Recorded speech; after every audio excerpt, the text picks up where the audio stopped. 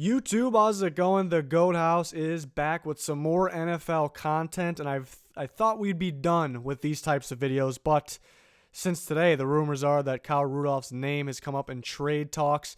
You know, the Minnesota Vikings tried to restructure his contract so they can fix their cap situation. They actually still need more room to sign their first-round draft pick, Garrett Bradbury. They don't need a whole bunch, but this would clear plenty for them because the cap hit from Kyle Rudolph is about $7.5 million. So he could be dealt, and we'll kind of break down the teams that he could go to. And if you remember our free agency videos, it's kind of the same format here. Teams are on the board that could possibly trade for him or been linked to him, and we're going to remove them one by one, in my opinion, until we're left with the final team I think he'll go to. So it should be fun. And then right before we get started with this video, though, 20K is our subscriber goal. We're getting close. Thanks to all the support out there. We got daily sports videos specializing in the NFL, but we're going to cover the NBA draft as well. We're going to be live during the lottery and most likely the actual draft. There's our Twitter in the bottom right, answering questions on there, and we have polls for you guys. Clicking that like button, we much appreciate it as well. But back to the video. Kyle Rudolph. And then another reason, the Vikings could trade him, besides the fact that they need the cap space and, they couldn't restructure a deal, maybe want to get a draft pick out of him. But another reason is the tight ends the Vikings already have. You take a look at the big three they have, really. They also have Cole Hicatini and then some practice or potential practice squad guys from the undrafted free agency. But there's the three main guys, and David Morgan is actually one of the better blocking tight ends in football. Not much of a pass catcher, but has been kind of a sneaky guy in that department. But then Irv Smith Jr. is obviously going to be their weapon. He plays tight end, he plays H-back, he plays in the slot. I think they'll use him in the slot a lot there, and they think very highly of him. So they're going to use him. I'm really looking forward to watching him play in this offense because they're going to use him a lot there. And I think he'll play in the slot, with Diggs and Thielen. And then Tyler Conklin, who they just drafted a year ago, is another weapon. And they started to use him more and more at the end of the season last year, and he was he's got a future as a receiving tight end that can also block. So they have three guys they really like, and they want to use these three guys. So with Rudolph in there, it kind of limits, the guys that need to be on the field, like Irv Smith Jr. and David Morgan. Obviously, you can have two tight ends on the field at once, but so even though Rudolph's a big piece of this team, and he has been, and he was big time last year. Remember that Hail Mary against the Lions, big time last year for them. Still has great hands, knows how to get open, but so it would be a tough loss. But at the same time, they could afford to trade him if they get something in return, which would be a draft pick and then them cutting some space. So looking at the teams up here, not all the teams up here I really agree with, but some of them have been linked in the recent rumors I heard. So if you see your team up here and you're confused, maybe that's why. So I'm gonna remove them one by one. If you're familiar, we do plenty of videos like this. Remove them one by one until we're left with the most likely teams. And I do have the Vikings up there because he very well could remain. He can remain on the Vikings. So the first thing I want to take off actually is the Bills.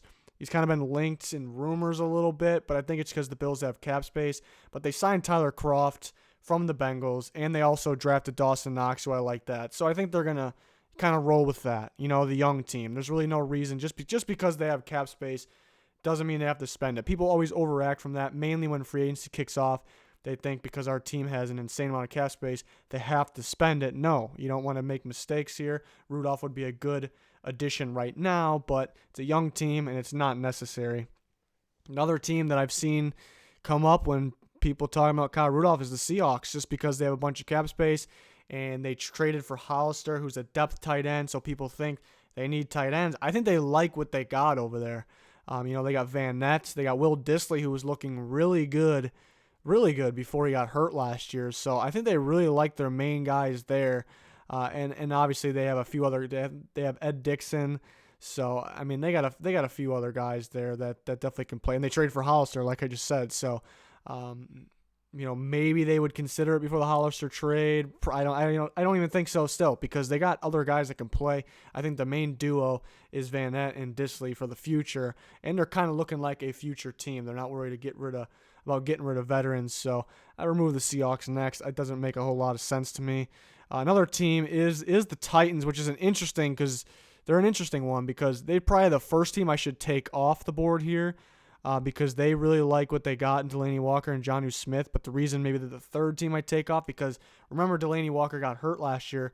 But as long as he's healthy, they don't do this. But let's say he would have to, be a terrible thing to say, but he would have to get hurt soon for them to want to do this deal. Because I think if the deal happened for Rudolph, it would happen soon probably.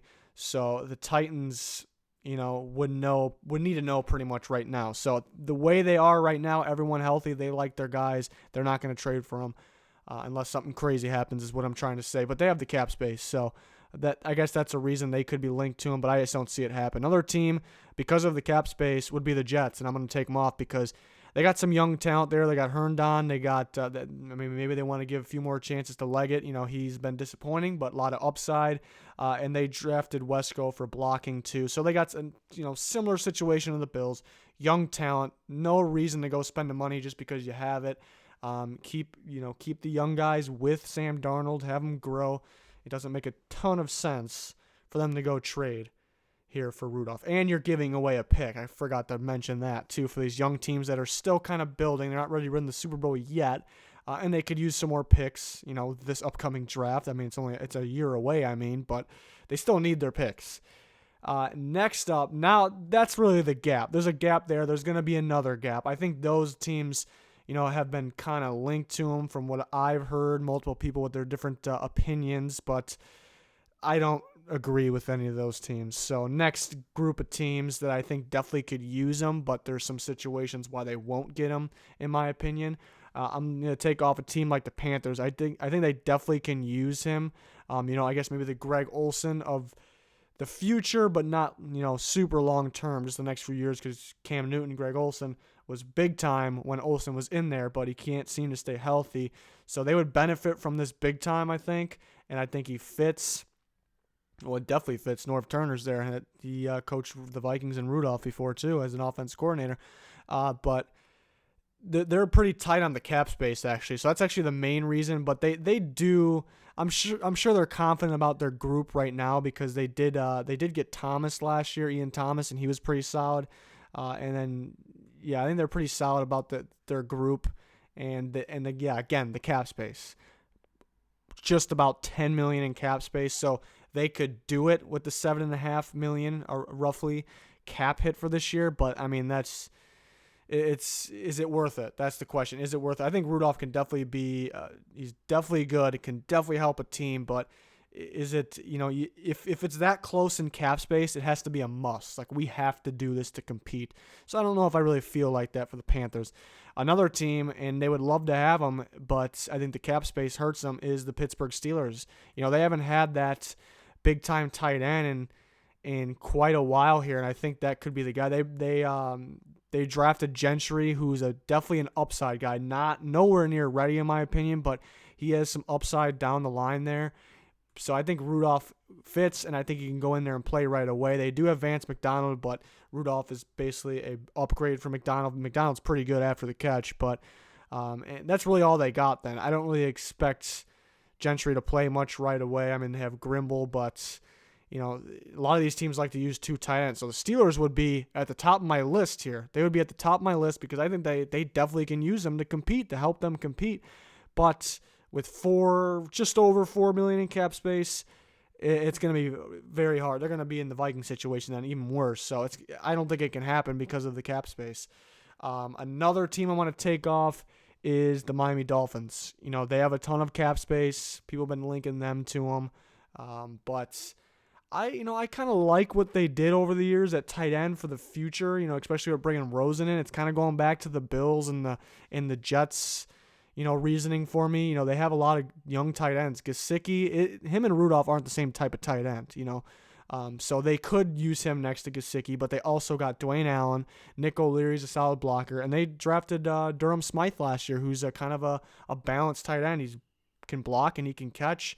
And they just drafted him a year ago, and they like his upside. They also have Walford, too. So I think this tight end group's pretty good. There's no standout guy. Rudolph would be the best guy on this team in terms of tight end. But young, I think they just want to keep working with these young tight ends because they did draft 2 last year, too, on top of that. So I don't think the Dolphins will do it.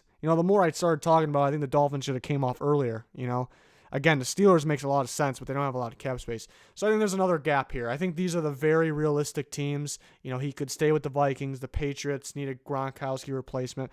The Raiders lost Cook, who they liked a lot last year. Rudolph makes sense in that offense.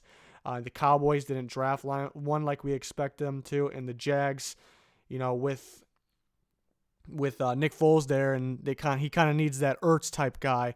And, Rudolph isn't Ertz, but, you get a little closer to that. So the team, these teams really separate themselves to me for chances to trade for them, and the ones that make sense, I guess. There could be a surprise team that I don't have on here. But next, I'm going to take off the Jags. I think it's realistic they can get him. They can trade for him because, like I said, they can use an upgrade at tight end. The couple reasons why I had to take him off here, we kind of got to split hairs with these last few teams at this point, but the cap space, they have the cap space, but they're at $14 million in cap, so you're going to cut it in half. You're already taking risks with guys like Foles, so is it 100% necessary for you to do this? I think it could be necessary, could help them, but not really. It's definitely possible, but I think they really like Josh Oliver. They drafted Josh Oliver. I like him. I think he fits. I think he's going to be that guy along with Swaim and then Koyak as well. So not the best group, but I like Oliver. O'Shaughnessy too is solid. So I like Oliver though as that guy. I think he's going to be that guy for them. I think he's going to be a standout rookie at the tight end position. So again, very possible this can happen. And the next team, this is tough because when do you take the Vikings off? I almost at this point think they almost have to do it. It's going to be really hard for them to get rid of this guy because he's been a part of this team for so long. But I also think there's a chance that he does go back and take the pay cut. Maybe they kind of go back and talk about it some more. So it's tough to take off the Vikings. I'm actually going to take off. I was thinking about it. I'm taking off the Cowboys. They definitely can be interested. They brought Jason Witten back though. They like Jarwin, so for cap space wise, $19.7 million roughly. So they have the room to do it. They didn't go out and really spend it. So maybe they were waiting on an opportunity like this, and maybe that's why they didn't, go and get one in the draft like this. So, but maybe they're also high on Witten with Jarwin because Dak Prescott really liked Jarwin as a target too. So I'd have to take them off next, but definitely realistic along with the Jags. So 3 teams left. I think these are the 3, the highest chances. You could argue the highest chances are that he'll remain on his team that he currently is. They didn't want to trade him. He doesn't want to leave most likely, but they may have no choice. So I think these are the 3 teams to look out for, really. If I had to take one off next, I guess it would be the Vikings because they may have that, come up where they have to do it because they got to clear. They don't need to clear this much cap space. This would be enough and extra, plenty extra. So maybe they can work some things out elsewhere. There was Trey Wayne's rumors here and there, but I don't know if that happens. So I'll take off the Vikings because they may have to do it. I think the Patriots and the Raiders are very, very realistic. The Patriots, looking at their cap space, this is really the only tough part is that they have 14.8, so they can do it. And it's similar to the Jags. So you're going to cut it in half basically. It's going to be down to around $7 million, give or take a little bit. And is it worth it to cut it in half here to get a tight end like this? A veteran tight end that's maybe starting to slow down a little bit, but can still make an impact. For the Jags, I don't know if it was worth it. For the Patriots, their window's closing. As soon as Brady's done, could their window completely close? And Rudolph just helps them right now at the next couple of years. So I think it'd definitely be worth it for the Patriots. But the cap isn't, they don't have a crazy amount really. Like the Raiders have $29 million. So they definitely can do it. They lost Cook, and they like Cook too. They wanted to bring him back, just couldn't really strike a deal. The Saints pay him a little more.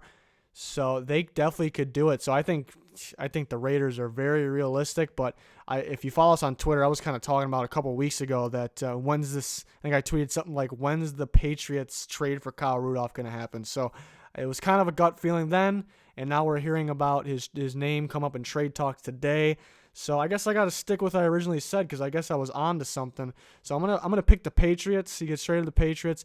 Gronk replacement. It's impossible, literally 100% impossible to replace Gronkowski. But the same style player, a similar style player, I should say, can block, can catch, a very good contested catcher, nowhere near as good as after the catch as Gronk is. But he can find open lane, just not the fastest guy, which Gronk really wasn't either. But I think he makes sense in that offense. He doesn't really fit every offense these days. Everyone's switching, so I think he can fit most of the teams up here, but I think the Patriots are the best fit. But again, I'm looking out for him going back to the Vikings. It's remaining with the Vikings, I should say, going with the Raiders. And I have a trade scenario coming up on the screen in a second. Raiders, Cowboys, Jags. I'm really looking at those teams. Some of the teams that I originally on here, kind of a joke having them up here, but interesting topic because other people are talking about them, so I kind of want to give my reasoning, so that's why they're up here. But my trade scenario, which is tough to come up with a pick that the Patriots can trade or the Vikings can receive here. And again, you can replace that Patriots logo with the Raiders or whoever you're feeling over there. But I ended up doing a 4th-round pick here for Kyle Rudolph. And it's tough because I'm kind of back and forth. Because some people think they can get a 3rd. I don't think they can get a 3rd. That's pretty high. I think, if the Vikings were offered that already, they would have jumped on it. So I don't think it's a 3rd. And apparently they've gotten calls already, so I really don't think it's a 3rd. And then the question is, will it be a 4th or a 5th? The reason for a 4th is because I think that's what he's worth. He can still make an impact. He's a big part of that Vikings team. So a 4th makes a lot of sense. Maybe even throwing a late-round pick with it, whether it's 2020 or the future. But then again, like I keep bringing up, they may have to trade him, and teams may have that to their advantage. So could it be a 5th? When I was making this graphic, I had 4th, and I actually switched to 5th, and it just didn't feel right, though.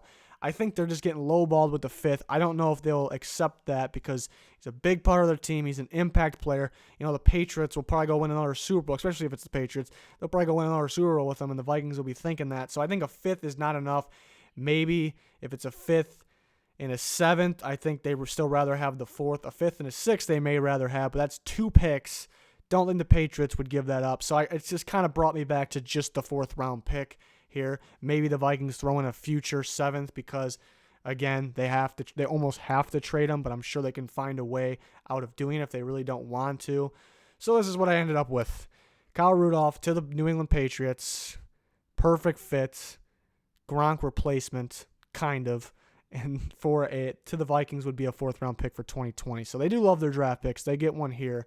But it would be very tough to see Kyle Rudolph go there, big part of that organization for so long.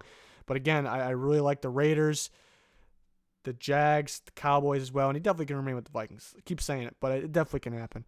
So that's going to do it for this one. This is coming out today. Kind of wanted to talk about it, my reasonings for why he can go to some of these teams, why he shouldn't, or why those teams shouldn't trade for him. So just kind of my take on it. We'll see what happens here.